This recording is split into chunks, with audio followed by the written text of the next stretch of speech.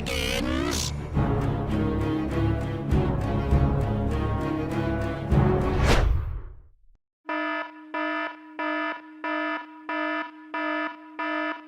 Okay, so we just watched the Halloween Apocolypse. This is fresh off the viewing, and now we're going to give our thoughts, aren't we, Farron? Yes, we are. We are going to give our thoughts. Yes, okay, so first of all, our initial thoughts. What did you think overall? Overall, I thought it was good. You know, it wasn't as good as I was hoping it would be, and I think it definitely had its issues. Like, it was a bit clunky in terms of its structure, but I think it managed to keep me engaged. Like, but the dialogue was, like, awful. I think the dialogue was dreadful, actually.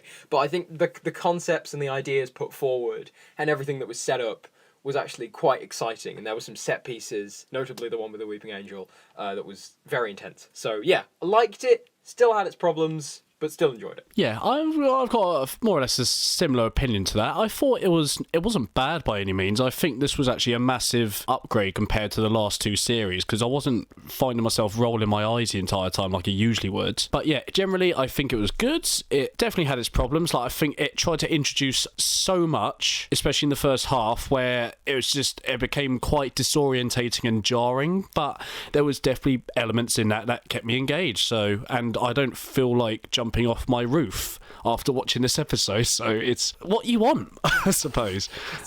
God, from a piece of television. Okay, so let's move on to characters then. I'll start off with this one. Jodie Whittaker and Yasmin Khan, well, the 13th Doctor and Yasmin Khan, rather. I feel like you have a lot to say regarding these two. It's the same kettle of fish, really. Like, despite them supposedly having all these adventures since Ryan and Graham left, there is still no chemistry between them at all. It's so forced. There's no sense of friendship there, and they just say, oh, after all the fun we had, oh, we're mates. I'm like, no, you're not. Stop trying to fool us. You're really, really not. So they were definitely the lowlights, and their acting, especially in the first opening sequence, was jarring. Like, that was, oh god. But the rest of the characters, obviously some of them we don't know too much about yet. Vinda seems alright. Vinda didn't do much. Actually, I think Vinda was a bit of a blank slate, to be honest. I don't think they set him up pretty well. It seems interesting. Obviously we don't know enough of him yet, but then there's also Dan, obviously the new companion, Dan the man. I'm mixed with him. He doesn't act like a normal human being. You can tell he's a comedian in a drama, if that makes sense. He had some funny bits, but he just doesn't act like a human. Like, this massive dog thing knocks down his door, and his reaction's just like, oi, mate, what you doing? That's not how, like, no, you'd be shitting yourself if someone just barged Psycho style into your house with an axe. Like, you don't just stand there, it's like, oh, that's a good costume. Like, that's just not how people act, I'm sorry. So, but I think he's better than Graham. Graham got so annoying at the end. Really? You think he's better than Graham? Yeah, I don't like Graham at all. I think he was just cringe. The Carvanista, I suppose, or Nista, I suppose he counts as a character rather than a villain. Yeah, I liked him. He was actually really funny. I mean, the accent was a bit weird. I did like it, but I had some issues. Like, I think the transition from foe to friend was quite quick. There was no progression on that part. And then foe again, because he started shooting them. Yeah, and then became friend again. And what were the other characters? I think that was it, actually. Okay, so, yeah, what do you think of the characters? So Jodie was better. I think she was handled better, written better. Yeah, I liked her. Yaz also got a lot to do, but I think I have the same problem as you, where it's like they kept telling us that they were friends, but we never actually got to see them being friends. Like, he didn't buy it, because they just kept telling us. And so I completely agree with you on that front. Carvanista, Dogman, he was great. Best character. I loved him. I hope we see more of him. Honestly, like, he should be the new companion. You know what? Dan, I actually forgot he was there most of the time.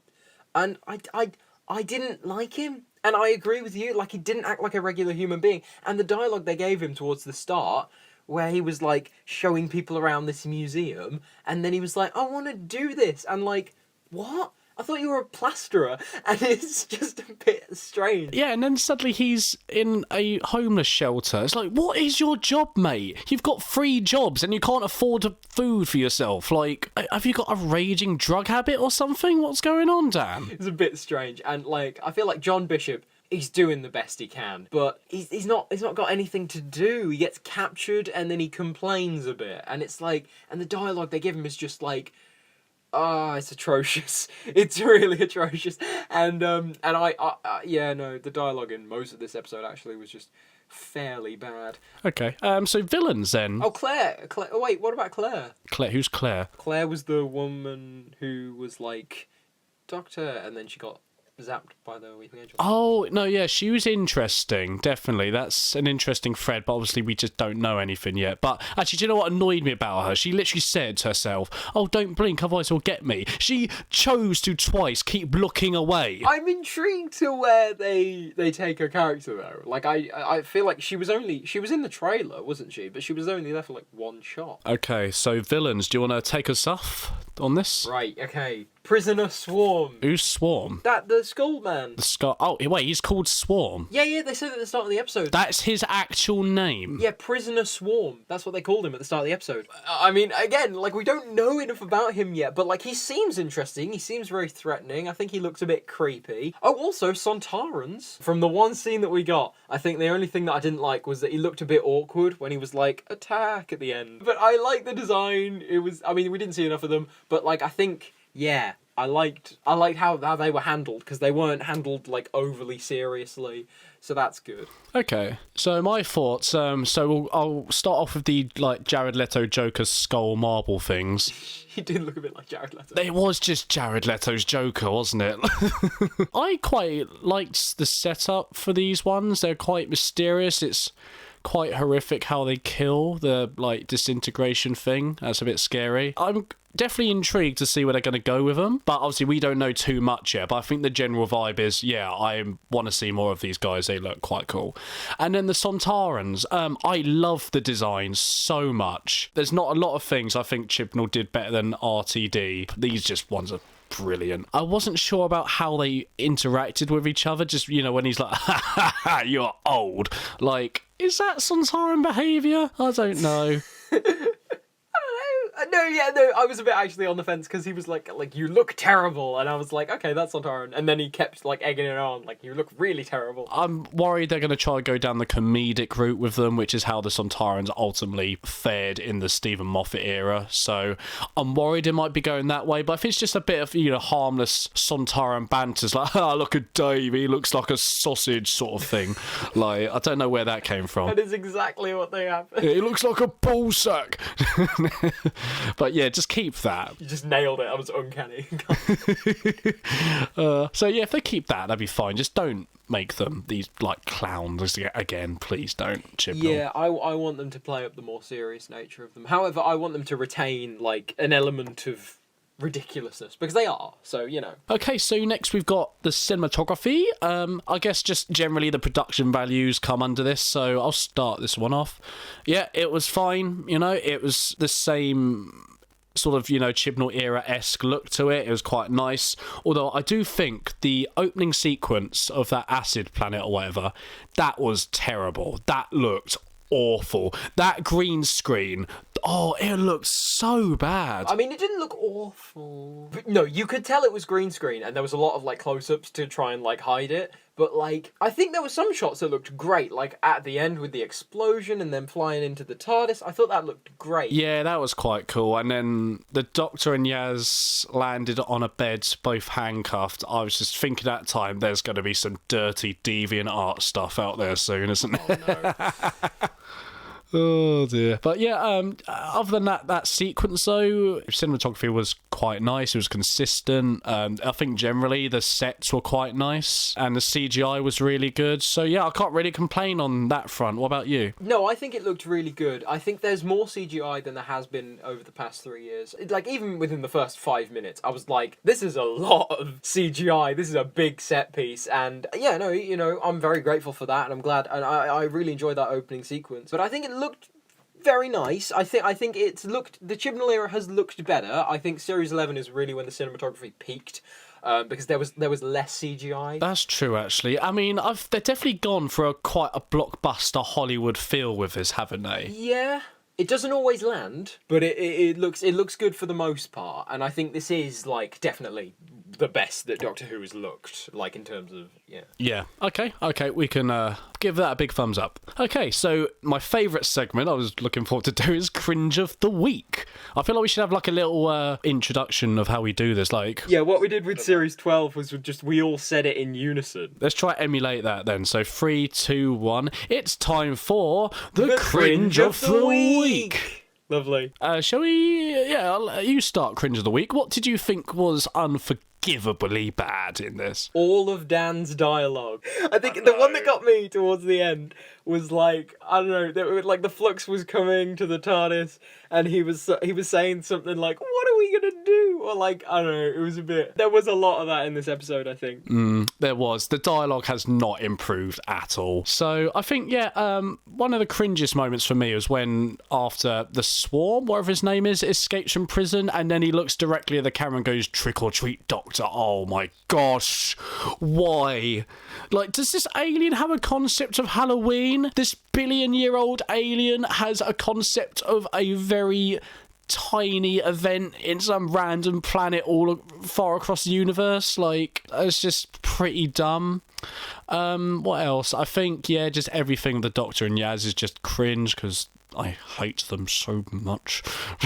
But what else? I think Dan's dialogue was cringe, but I had a bit of a charm to it, which is why I'm not completely against him as a character, really. It was not as cringy as other episodes, like... Actually, I agree. I think there have been episodes that have been cringier than this. Okay, so I think that brings us more or less to the end. Just give it a rough rating. So I think all things considered, this was a good enough episode where it kept my engagement. It introduced some interesting plot threads, although way too much in the space of half hour.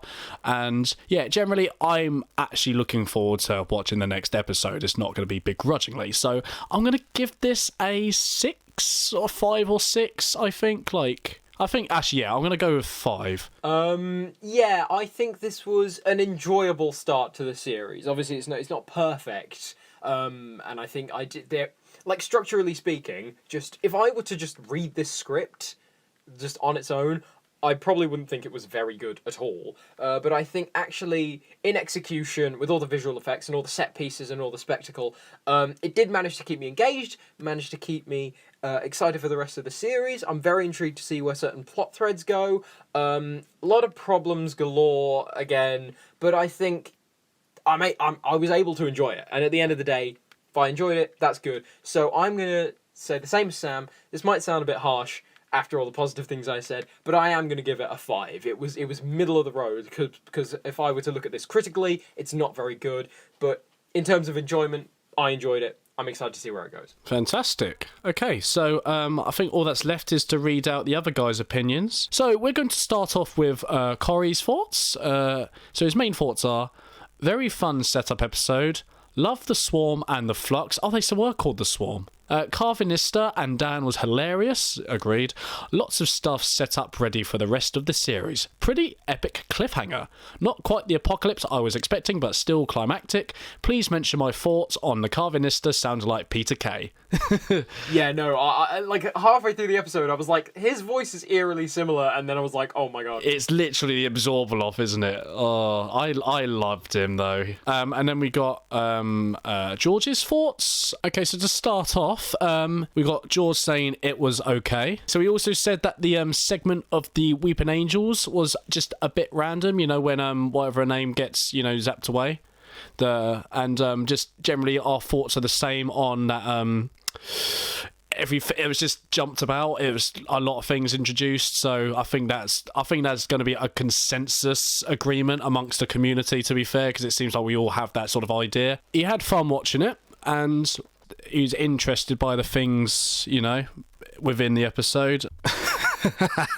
Okay, he has my views on the opening scene. It was crap. It was cringy and actually a cringe of the week. Sorry, I'm going to add that whole scene into it because that was just terrible.